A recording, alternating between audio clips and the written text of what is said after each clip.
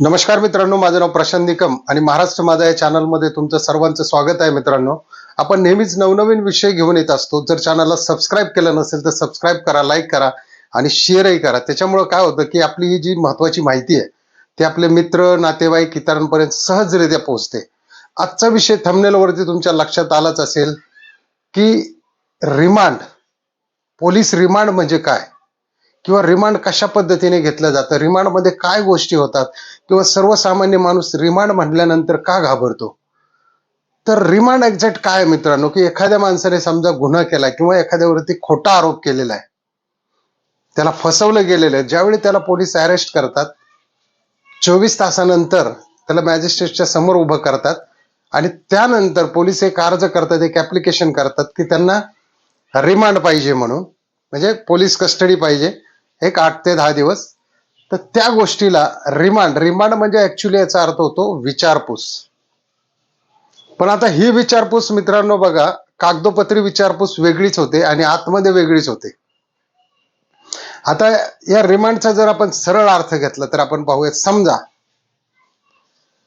एखाद्या माणसाने कुठल्या तरी कागदपत्रामध्ये हेराफेरी केलेली आहे आणि त्याने आणखी 4 लोकांची नावं घेतली, तर पोलीस काय करतात, त्याला पोलीस कस्टडीमध्ये बसून ठेवतात आणि मॅजिस्ट्रेटला ऍप्लिकेशन देतात की आम्हाला आणखी 15 ते 20 दिवस 30 दिवस याची पोलीस कस्टडी पाहिजे, याचं रिमांड पाहिजे, कारण याला आम्हाला या लोकांच्या घरी घेऊन जायचे किंवा यांच्या ऑफिसला घेऊन जायचे, तिथे आम्हाला रेड मारायची, या कागदपत्राची चौकशी करायची, म्हणजे याला आमच्याबरोबर 24 तास ठेवायचं आहे, याची परवानगी म्हणजे रिमांड म्हटलं जातं, किंवा वेगळ्या अर्थाने चौकशी म्हटलं तरी चालेल. ही चौकशी केली जाते. परंतु वास्तवात मात्र काय होतं, ज्यावेळेस याला बाहेर घेऊन गेलं जातं गाडीमध्ये, त्यावेळेस याला ठोकलं जातं, कारण पोलिसांना माहिती असतं की सरळ कोण काय कुठल्या पद्धतीने सांगत नाही. आता पिक्चरमध्ये कसं दाखवलं जातं की बर्फावर ठेवलं जातं, मारलं जातं, मीठ टाकलं जातं, चटणी टाकली जाते, तसला काही प्रकार होत नाही मित्रांनो. ते फक्त पिक्चर पुरतं मर्यादित असतं. वास्तविकता याची मात्र खूप वेगळी आहे. मग त्यावेळेस पोलीस काय करतात की याला पोलीस कस्टडीमध्ये घेऊन जी फॉर्जरी झालेली, जी डॉक्युमेंटची हेराफेरी झालेली आहे, त्या प्रत्येकाचा शोध घेईपर्यंत याला रिमांडमध्ये ठेवलं जातं, म्हणजे चौकशीसाठी पोलीस कस्टडीत किंवा ज्युडिशियल मध्ये ठेवलं जातं, म्हणजे एक जेलमध्ये ठेवलं जातं. आणि मग तिथे पोलीस जाऊन सुद्धा त्याची विचारपूस करतात. तिथे त्यांना हाणण्याचा विरण्याचा कुठलाही राईट्स नसतो. आता पोलिसांना तुम्हाला फक्त पकडण्याचा अधिकार आहे, हाणण्याचा अधिकार आहे का, तर हाणण्याचा बिलकुल अधिकार नाही. परंतु पोलीस तसं करतात का, नाही, तर हाणून मारून कबूल करतात. ज्यावेळी तुमच्याबरोबर असा एखादा किस्सा होत असेल तर त्यावेळेस तुम्ही बिंदास गुन्ह्याची कबुली द्या आणि तिथे साईन करा, कारण ते म्हणजे तुमचं फायनल जजमेंट धरलं जात नाही, किंवा फायनल सगळं तुमचं एव्हिडन्स धरलं जात नाही. तुम्हाला तिथं जज समोर विचारलं जातं तुम्हाला पोलिसांनी काही त्रास दिलाय का, त्यावेळी तुम्ही तिथं सांगू शकता. त्या केसमध्ये तिथं पोलिसांना सस्पेंड किंवा त्यांच्या नोकरीला सुद्धा, म्हणजे नोकरी सुद्धा त्यांची तिथे जाऊ शकते अमानुषपणे वर्तवणूक केल्याप्रमाणे.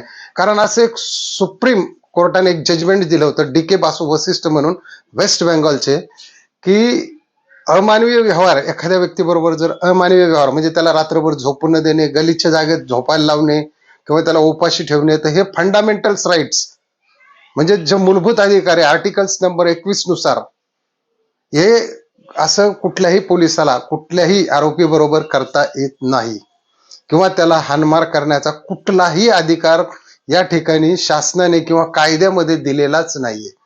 परंतु आज मित्रांनो तुम्ही पाहता, तुम्ही जर पोलीस स्टेशनला गेले तर आज कित्येक जे आउटलेट आहेत, म्हणजे आउटपोस्ट आहेत, तिथे कॅमेरे आहेत का, तर नाही. तिथेच आरोपीची धुलाई भरपूर केली जाते.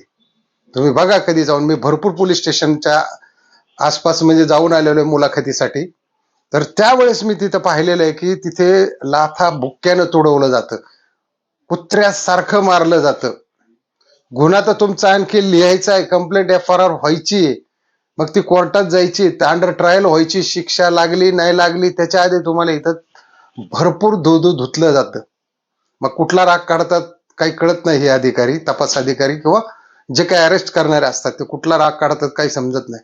पण मात्र मार भरपूर मारतात. जर तरुण वर्गातली मुलं असतील आणि जर काही भांडणं वगैरेचं जर काही मॅटर वगैरे असेल त्याच्यामध्ये मात्र निबर तुडवलं जाते, किंवा मुलीचं मॅटर असेल तरी निबर तुडवलं जातं. त्याच्यात कुठलीही हायगाई केली जात नाही. आता हे झालं अंडर कॅमेरा, म्हणजे इलिगल गोष्टी झाल्या आहेत सगळ्या. ह्या लिगल गोष्टीमध्ये काहीही नाही. लिगल गोष्टीमध्ये काय आहे की तुम्ही गुन्हा केलाय ना, त्याच्यानंतर तुमचे तिथं गुन्हा नोंदवल्यानंतर फक्त 24 तासाच्या आत तुम्हाला मॅजिस्ट्रेटच्या समोर हजर करायचंय. अन्यथा तुम्ही त्यांच्या विरोधात कारवाई करून त्यांची नोकरी सुद्धा घालू शकता. म्हणजे बरेच काही असे कायदे या ठिकाणी आहेत. परंतु सर्वसाधारण माणूस काय होतो की रिमांड म्हणलं की दचका घेतोय की आता काय खरं नाही, आता फक्त आपल्याला ठोकाठोकी होणार. ही ठोकाठोकी जी करतात, ज्यांनी बघा पैशाचे गैरव्यवहार केलेले आहेत किंवा चोऱ्या केलेल्या आहेत, डाके टाकलेले आहेत, अशा लोकांना भरपूर ठोकतात आणि त्यांच्याकडून म्हणजे सहजासहजी काही गोष्टी लोक बोलत नाही म्हणूनही त्यांना मारलं जातं. आणि मग तुम्हाला माहिती आहे तिथे पट्टे असतात, गिरणीचे पट्टे, हात असे पुढं करून किंवा काठ्यांनी धोपटून काढलं जातं, म्हणजे पिंढऱ्यावरती, तुमच्या मागील पृष्ठभागावरती. आणि ते कसलाही विचार करत नाही मारताना. पोटात लाथा घालतील, बुटानी लाथा घालतील, काही कितीही राग असला कुठला तो सगळं त्या आरोपीवरतीच काढून टाकतील. त्याच्यामुळे मित्रांनो, सगळ्यात महत्वाची गोष्ट, जर पोलीस तुमच्यावर असं करत असतील तर गुन्हा तुम्ही लगेच तिथे हो म्हणायचं, मी केलेला आहे, आणि त्यांच्या अर्जावरती सही करून देऊ शकता.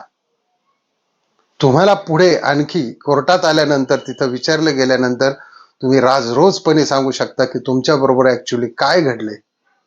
तेच ग्राह्य धरलं जातं. तुम्ही काय लिहून दिलंय तुम्ही तिथं सांगू शकता, मला मरणाची हाणमार झाली, मला असं असं केलं, माझ्याकडून म्हणजे काही कारण नसताना बळजबरीने याच्यावरती सही घेतली. या प्रकारामध्ये नक्की कोर्ट त्यांच्यावरती कारवाई करते. तर मित्रांनो, आजचा व्हिडिओ कसा वाटला नक्की कमेंटमध्ये लिहा. आणि कायदा सुव्यवस्था ही नेहमी आपल्यासाठी आहे.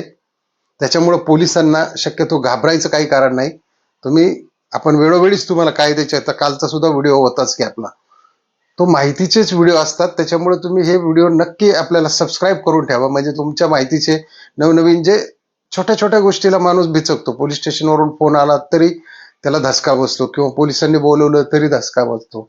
बऱ्याच अशा काही गोष्टी असतात, त्याचा लोक बाहेर गैरफायदा घेतात. कुणाच्या थ्रू कुणाला फोन करायला लावून ह्या पोलीस स्टेशन मधून बोलतोय, त्या पोलीस स्टेशन मधून बोलतोय, असं करून आणखी भीती दाखवतात.